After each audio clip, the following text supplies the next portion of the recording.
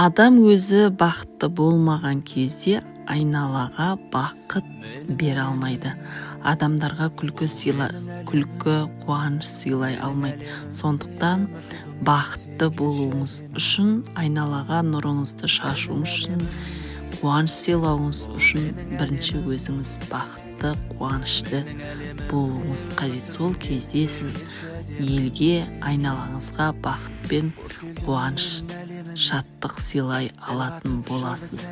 Сондықтан дәл қазірден бастап бақытты болуға, өзіңізді жігерлеуге, өзіңіз неден ләззат ала аласыз, өзіңіз қай уақытта бақытты боласыз, соған аса мән беруіңіз қажет.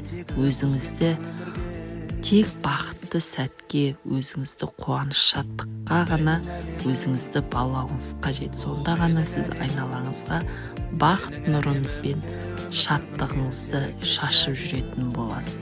Үнемі күліп жүруге, өміріңізге жақсы дәмдеу үшін қосуыңызға өзіңіз ғана үлес қоса отырып, айналаға нұрын шашатын бақытты жан болып отыра, айналаға нұрын шашатын боласыз.